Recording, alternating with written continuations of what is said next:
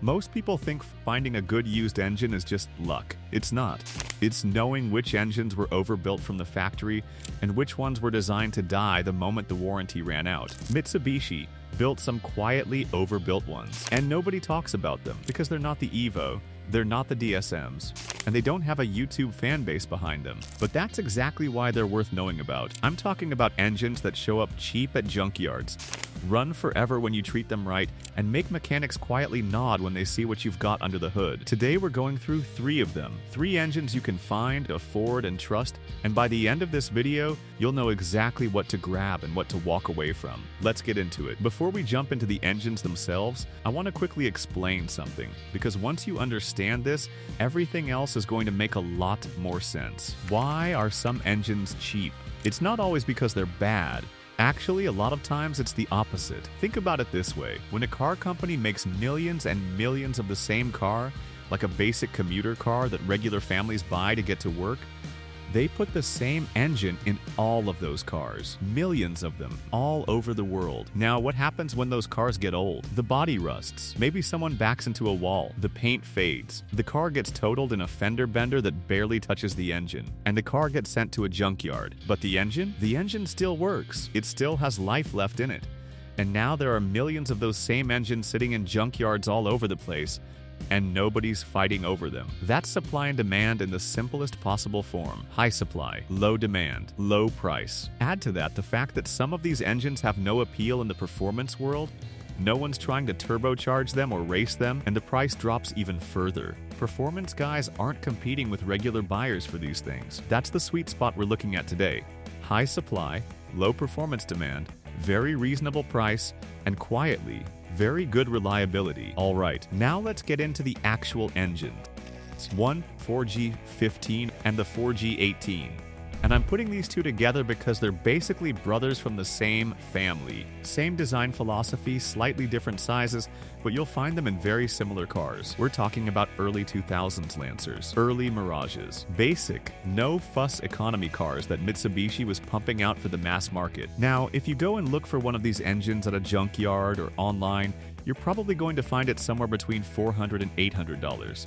Sometimes even less if you're at the right yard on the right day. And the first thing people ask when they hear that price is, okay, but why is it so cheap? What's wrong with it? And the answer is, nothing. Nothing is wrong with it. The price is low for a completely different reason. Here's the deal with the 4G15 and 4G18. These are Soch engines, single overhead cam, which is actually a simpler design than what you'd find in more modern, more complicated engines. Now, what does simpler design actually mean for you in real life? It means fewer parts. Fewer parts means fewer things that can break. And fewer things that can break means that when something does eventually need fixing, it's easier to find the part. It's easier to understand what's happening. And a mechanic isn't going to charge you 3 hours of labor just to look at it.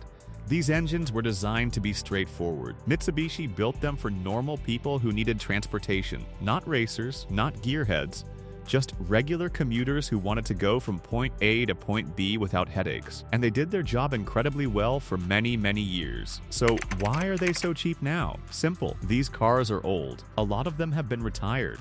Not because the engine gave up, but because the body had rust, or the car got in a small accident, or someone just decided it wasn't worth fixing cosmetically. The engine gets pulled or sits in the car at the yard, totally functional, and nobody's paying a premium for it. Think about how many Lancers and Mirages were sold in the early 2000s. Tens of thousands. These engines are everywhere. And here's another thing. Because they're so simple, nobody in the tuning world is hunting them down. No one's paying crazy money to build a high-performance 4G15, so the price stays down. But here's what smart buyers know. If you just need a reliable daily driver engine that you can maintain yourself without needing a degree in mechanical engineering, this is genuinely one of the best deals in the used engine market right now. If you can turn a wrench, you can work on this engine. Everything is accessible. Everything is logical. And parts are still being made for it because so many of these engines exist. The 4G15 and 4G18, old school, simple, cheap, and if you treat it right, this thing will run for years without complaining. 2. The 4A92 and the 3A92. These are the engines you'll find in the modern Mirage and the Attridge, Mitsubishi's current lineup of small budget-friendly subcompact cars. The 3A92 is a 3-cylinder engine, and I know what some of you are thinking. A 3-cylinder? Is that even a real engine? Yes. Yes, it is. And actually, for what these cars are designed to do, it's a brilliant choice. Let me explain what a 3-cylinder engine actually is, in simple terms. Most normal cars have 4 cylinders. These cylinders are like little chambers where fuel burns and pushes the engine to make power. A 3-cylinder just has one less chamber. That means the engine is smaller, lighter, and burns less fuel. The 4A92 is a 4-cylinder version of essentially the same family. Same generation, same philosophy, just a little more displacement. These engines were built for one specific job, fuel economy, and they do that job extremely well. We're talking about cars that can get close to 40 miles per gallon in the right conditions.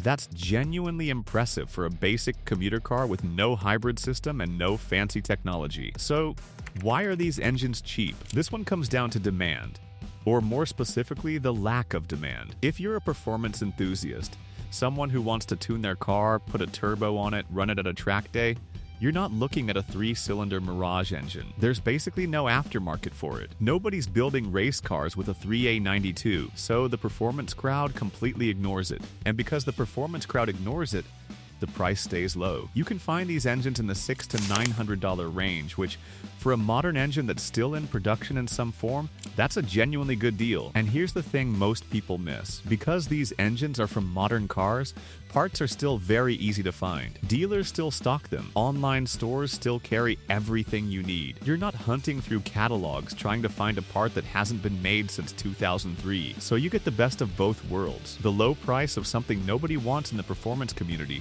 combined with the easy parts availability of a modern engine. Now, are these engines exciting? No, absolutely not. They are the definition of appliance engine. They exist to move a small car from one place to another without burning too much fuel. And that's it. But if that's what you need, if you need a reliable, fuel-efficient engine that you can drop into a Mirage or an Atridge and forget about for the next 100,000 miles, this is a completely solid choice. Real quick before we keep going, if you're finding this useful, and you want to keep learning about Mitsubishi cars specifically, how to maintain them, how to find deals, how to keep them running longer, hit that subscribe button and the bell notification. We're building a community of Mitsubishi owners and enthusiasts who want to do things the smart way. So if that sounds like your kind of content, we'd love to have you here. All right, back to the engines. The 6G72. I call this one the Iron Lung, because that's kind of what it is. A big, heavy-breathing V6 that just keeps going no matter what you put it through. You'll find this engine in the Pajero, the Montero, and older Gallants. If you've ever seen one of those big, boxy Mitsubishi SUVs from the late 80s through the early 2000s, there's a good chance it had a 6G72 under the hood. And before we talk about price, let me just give you some context for how long this engine was in production. The 6G72 was used by Mitsubishi for over 2 decades. That's not a typo. More than 20 years, through multiple generations of vehicles. Different countries, different markets, different applications. It even found its way into some very surprising places, including early Dodge Stealths and 3000 GTs. An engine doesn't survive for over 20 years in production by being unreliable. That's not how it works. If it was fragile, if it kept breaking, Mitsubishi would have replaced it. They didn't. They kept using it because it worked. Now, naturally aspirated, what does that mean? It means no turbocharger, no supercharger. The engine breathes on its own without any forced induction. Air comes in naturally, mixes with fuel, burns, and makes power. Simple, clean, predictable. Just like the non-turbo 4B12, the fact that this is the naturally aspirated version is a big deal for reliability. The 6G72 also came in a twin-turbo version that went into the 3000 GT VR4 and certain other performance cars. That version is powerful and exciting, and also considerably more complicated and expensive to maintain. But the naturally aspirated 6G72 that came in the Pajero and Montero, that's a workhorse. It was built to haul families, tow loads, climb hills, and keep going in conditions that would break lesser engines. And here's the wild part. Because these Pajeros and Monteros are old, a lot of them have ended up in junkyards with totally functional engines. The body is rusted, the suspension is worn out, the interior is done, but that V6 is still sitting in there, perfectly usable, and nobody's paying attention to it. You can find a 6G72 naturally aspirated in the $600 to $1,200 range. Let that sink in for a second. A V6 engine with a proven 20-plus year track record of reliability for under $1,200. Is it heavy? Yes. It's old school cast iron, and aluminum construction, and it's a proper V6, so it has some weight to it. Is it the most efficient engine in the world? No. Fuel economy was never the point of this engine. Power and durability were the point. But if you need a V6 that you can trust, for an off-road build, for a Montero you want to restore, for anything that needs a tough, proven engine, the 6G72 naturally aspirated is one of the best values in the entire used engine market right now. Mechanics who've worked on these engines will often tell you the same thing. They run forever if you do basic maintenance. Oil changes, coolant flushes, timing belt at the right intervals. Do those things, and this engine will outlast a lot of modern alternatives. It's not glamorous. It's not the kind of engine that gets Instagram posts, but it is the kind of engine that gets you home. Alright, let me just quickly run through all three of them one more time so it's easy to remember. The 4G15 and 4G18, old school, dead simple, incredibly easy to work on, and the supply is enormous. If you need the most affordable option and you're comfortable doing basic work yourself, this is your starting point. The 4A92 and 3A92, modern, fuel-efficient, and priced low because nobody in the performance world wants them.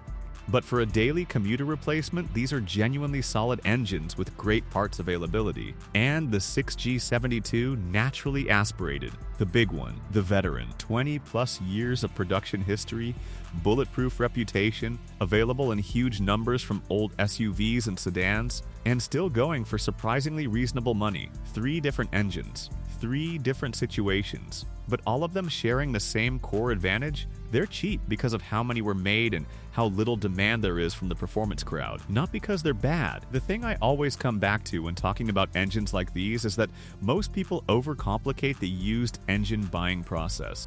They chase the exciting stuff, the turbocharged stuff, the stuff that shows up in YouTube videos with flames coming out of exhaust pipes. But the real wins in the used car world are almost always the boring ones. The engines that were made in massive numbers, that went into everyday cars, that lived ordinary lives, and that now sit quietly in junkyards waiting for someone who actually knows what they're looking at.